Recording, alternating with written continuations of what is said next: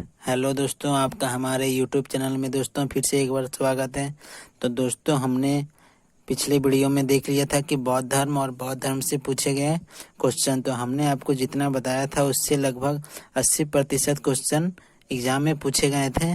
तो ये नोट्स जो है बहुत सटीक है और वही बहुत इम्पोर्टेंट फैक्ट्स मैंने यहाँ पे तैयार किया है, जिसको बनाने में बहुत मेहनत लगती है। तो दोस्तों, आप लोग ज़रूर पढ़ें, आपको एग्ज़ाम में 100% फ़ायदा होगा और क्वेश्चन यहीं से आएंगे। तो चलिए देखते हैं आज अगला कि जैन धर्म। तो दोस्तों, जैन शब्द संस्कृत के जिन शब्द से बना है, जिसका अर्थ होता है विजेता।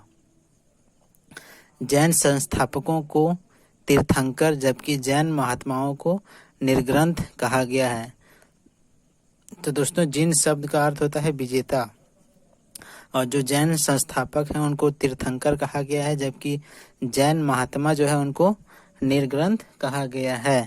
तो जैन परंपरा के अनुसार इस धर्म में 24 तीर्थंकर हुए।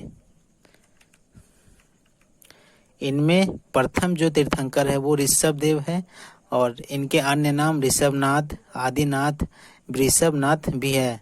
तो यहाँ पे देखते हैं कि ऋषभदेव के 3 और अन्य नाम है। उसके बाद जो नंबर पे आता है कि पार्श्वनाथ जो थे वे जैन धर्म के 23वें तीर्थंकर माने जाते हैं। तो अभी 1 से 24 तक को हम आपको लिस्ट दे देंगे, उसमें आप देख लीजिएगा कौन से 24 हैं। इनका जन्म जो है, पार्श्वनाथ का जन्म काशी जो वाराणसी में है वहाँ पे उनका जन्म हुआ था। इनके पिता अश्वसेन थे जो काशी के राजा थे और इनकी माता जो थी उनका नाम वामा था।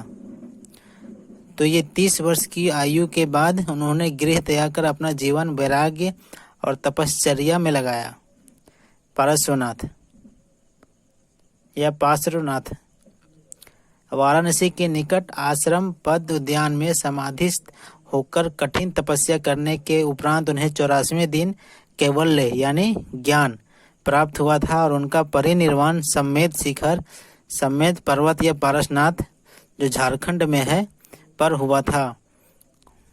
पार्श्वनाथ ने अपने अनुयायियों को चतुर्याम शिक्षा का पालन करने को कहा था। क्या है चतुर्याम शिक्षा? तो चतुर्याम शिक्षा में 4 चीज है: सत्य, अहिंसा, अस्तेय और अपरिग्रह। उसके बाद देखते हैं दोस्तों, पार्श्वनाथ का काल महावीर के 250 ईसा पूर्व माना जाता है। इनके अनुयायियों को निर्ग्रंथ कहा जाता है। तो हमने ऊपर में ही देख लिया है कि तीर्थंकर और निर्ग्रंथ किसे कहा जाता है। अगला पॉइंट है कि जैन अनुश्रुतियों के अनुसार पार्श्वनाथ को 100 वर्ष की आयु में सम्मेद पर्वत पर निर्माण प्राप्त हुआ। पार्श्वनाथ द्वारा प्रतिपादित 4 महावत इस प्रकार हैं: सत्य, अहिंसा, अपरिग्रह तथा अस्तेय। महावीर स्वामी जैनियों के 24वें तीर्थंकर एवं जैन धर्म के वास्तविक संस्थापक माने जाते हैं। महावीर स्वामी, तो महावीर स्वामी का नाम था, महावीर स्वामी के पत्नी का नाम था यशोदा जो कुंडिन्य गोत्र की कन्या थी और ये महावीर की पुत्री का नाम था अनुजा और उनको प्रियदर्शना भी कहा जाता था। तो महावीर की बेटी या पुत्री का विवाह जमाली के साथ हुआ। तो महावीर स्वामी का दामाद जमाली था।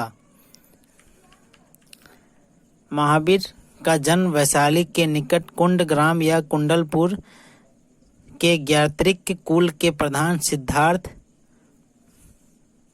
के यहाँ 540 ईसा पूर्व में हुआ था। महावीर स्वामी के बचपन का नाम वर्धमान था। इनकी माता का नाम त्रिशला था, जिनको विदेहदत्ता भी कहा गया है। तो त्रिशला जो थी वो लिच्छवी राजकुमारी जो लिच्छवी कुल के प्रमुख चेटक की बहन थी। इनकी पत्नी का नाम यशोदा था।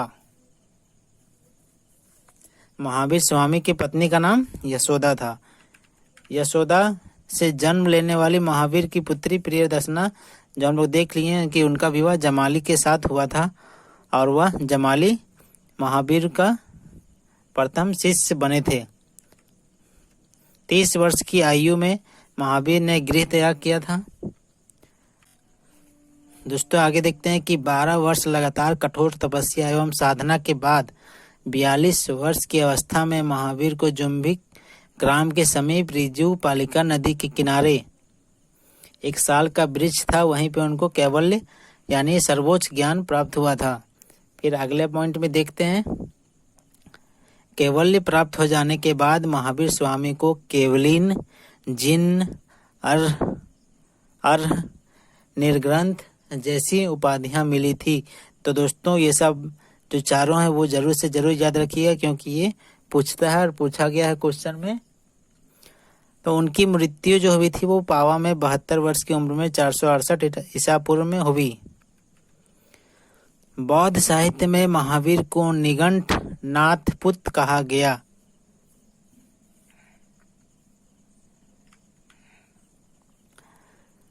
जैन दर्शन क्या है? तो जैन दर्शन आचरांग सूत्र में महावीर की तपश्चर्या एवं काया क्लेश का बड़ा ही रोचक वर्णन मिलता है। ये वर्णन कहाँ मिलता है? तो जैन धर्म में।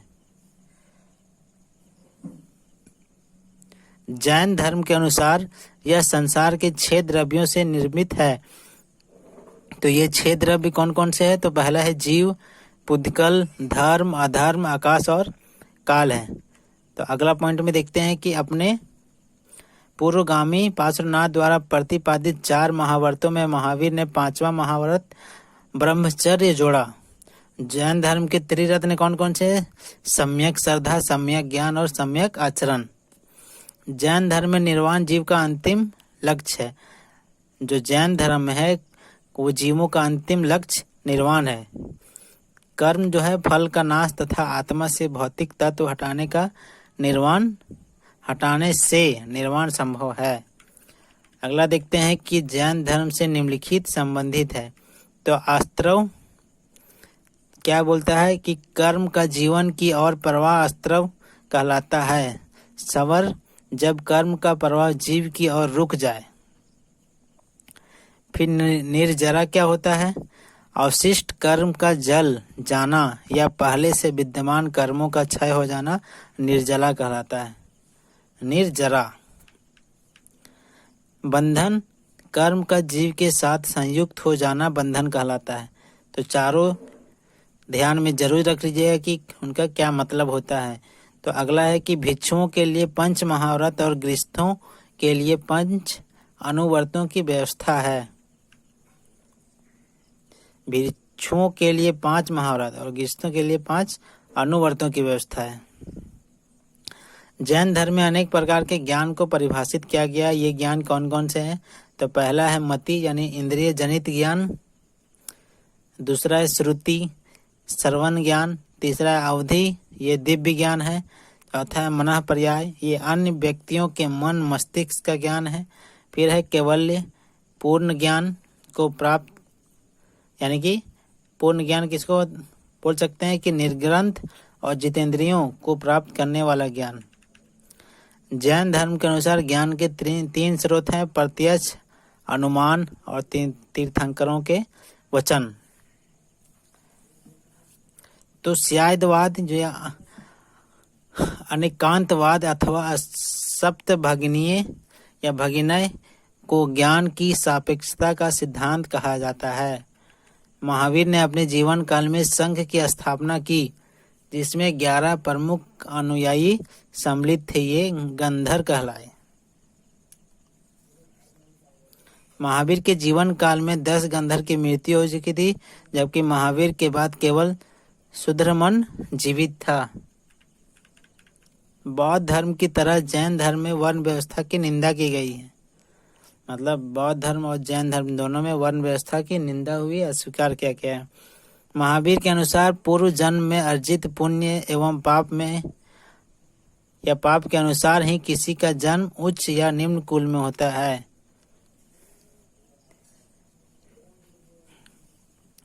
तो उच्च कुल में किसका जन्म होता है? जो पूर्व में पूर्व में अर्जित पुण्य और पाप के अनुसार ही होता है। जैन धर्म पुनर्जन्म एवं कर्मवाद में विश्वास करता है। उनके अनुसार कर्म फल ही जन्म तथा मृत्यु का कारण है कि जैसा कर्म कीजिएगा वैसा ही घर में आपका जन्म होगा और उसी प्रकार से आपकी मृत्यु होगी। जैन धर्म में अहिंसा पर बल दिया गया। इसमें कृषि एवं युद्ध में भाग लेने पर प्रतिबंध लगाया गया।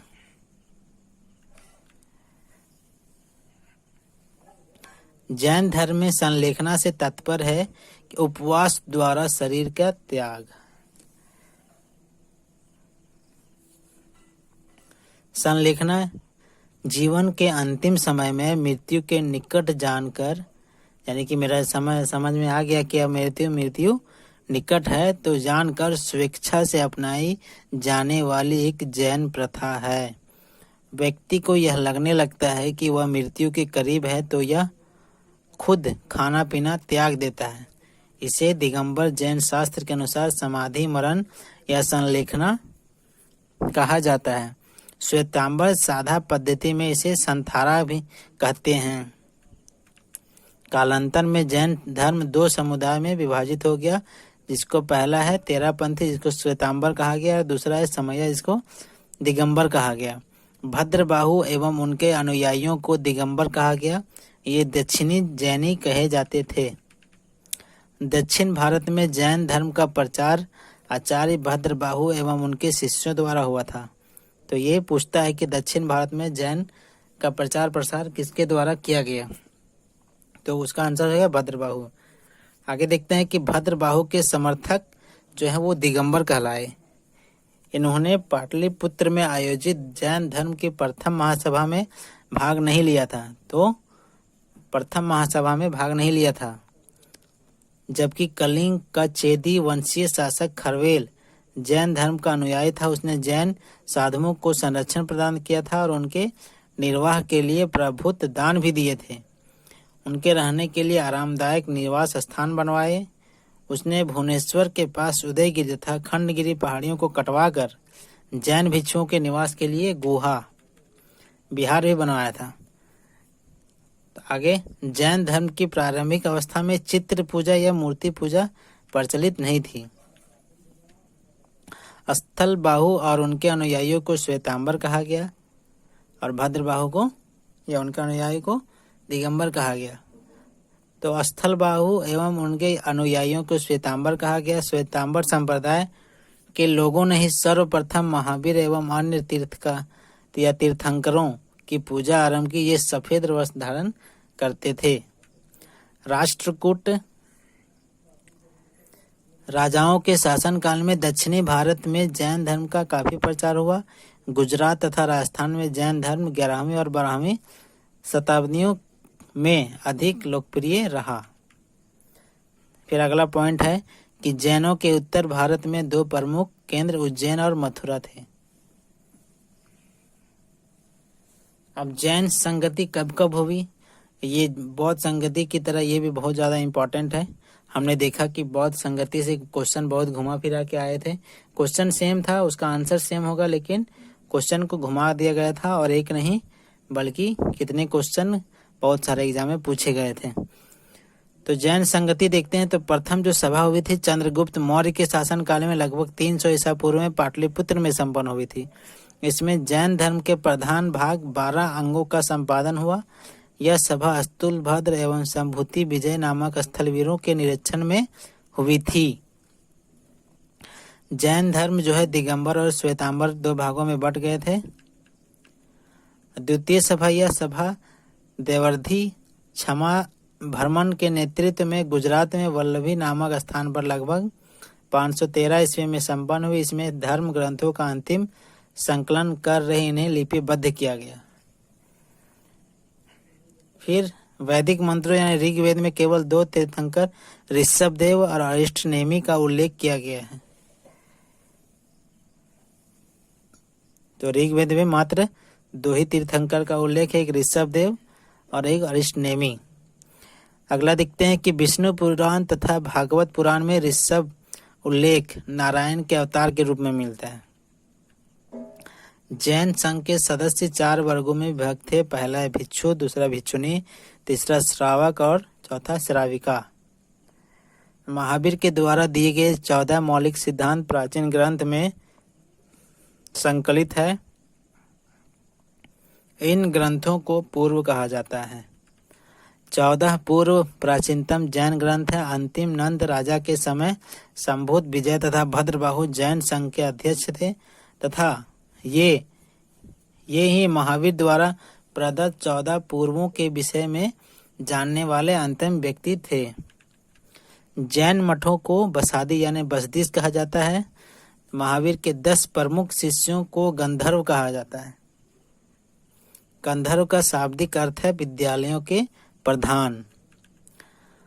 अगला पॉइंट में बोल रहा है कि प्रारंभिक धार्मिक जैन साहित्य अर्ध मगधी भाषा में लिखे गए हैं, जबकि कुछ ग्रंथों की रचना अपभ्रंश में भी हुई है। बोलचाल की भाषा प्राकृत थी। जैन धर्म के महत्वपूर्ण ग्रंथ कल्पसूत्र संस्कृत में लिखा गया है। तो ये सब पूछ सकता है कि जैन धर्म का जो कल्पसूत्र है वो किस भाषा में लिखा गया है, या जैन धर्म का वह कौन सा ग्रंथ है जिसको संस्कृत भाषा में लिखा गया। अगला पॉइंट देखते हैं। जैन धर्म ने वेद की प्रामाणिकता नहीं मानी तथा वेदवाद का विरोध किया। जैन दर्शन हिंदू सांख्य दर्शन के काफी निकट है।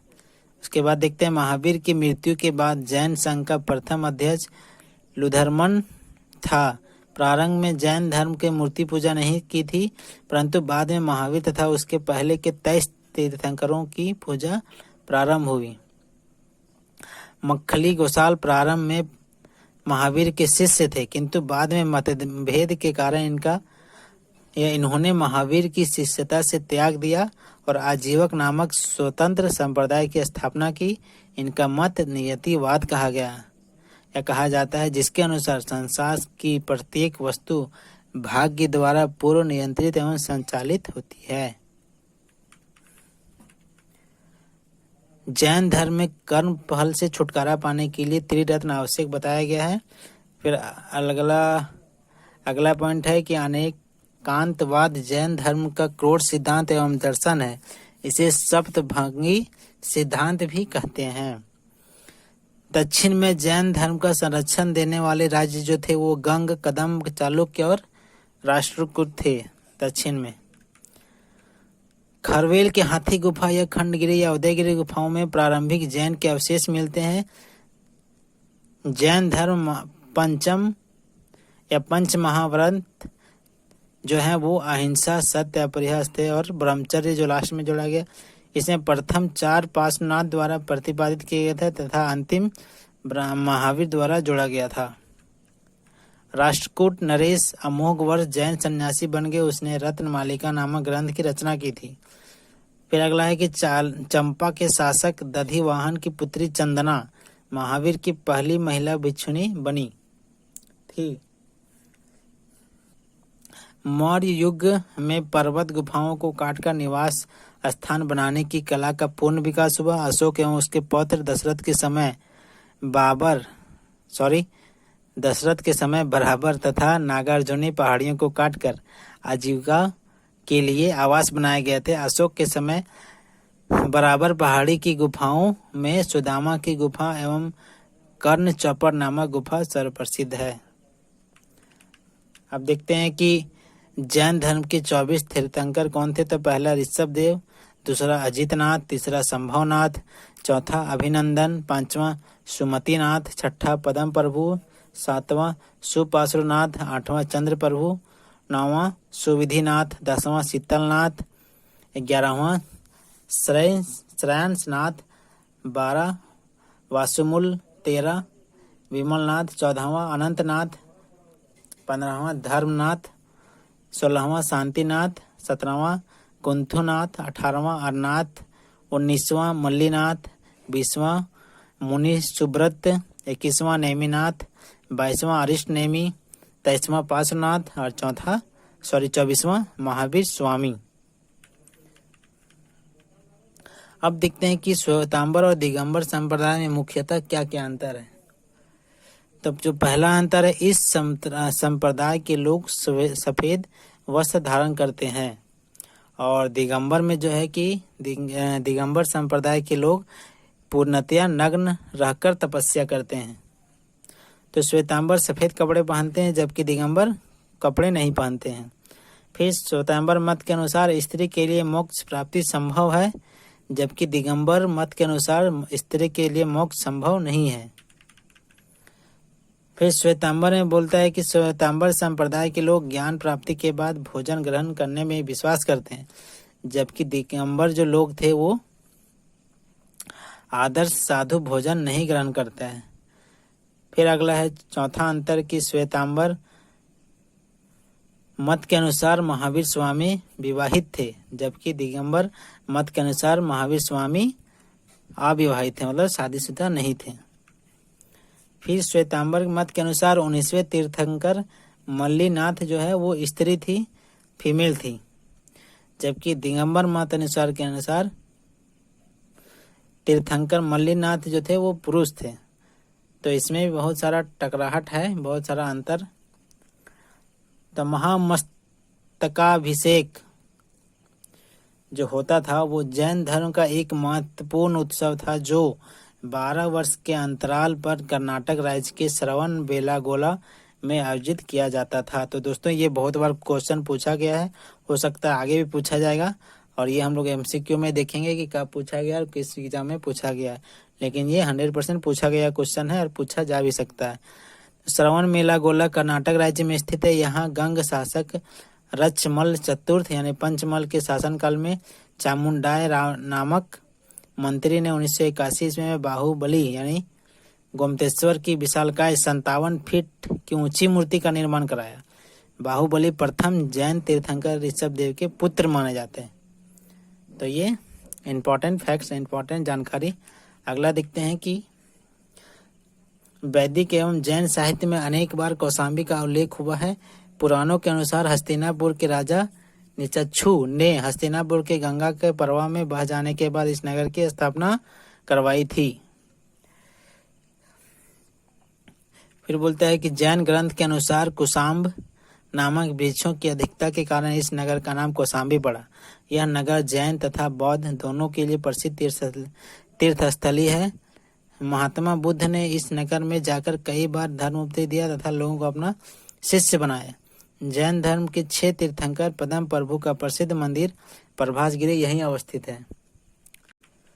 आचरांग सूत्र या सूत्र कीर्तांग एवं बृहत कल्प सूत्र आरंभिक जैन साहित्य के भाग हैं जबकि थेरी गाथा बौद्ध साहित्य है। स्थान कवासी श्वेतांबर जैनों का एक संप्रदाय है। इसकी स्थापना 1476 ईस्वी में हुई थी। यह संप्रदाय अपने पूर्ववर्ती सुधारवादी संप्रदाय लोका जिसकी स्थापना लोकांसा ने की थी से उत्पन्न हुआ। इस संप्रदाय के लोग मूर्ति पूजा नहीं करते हैं।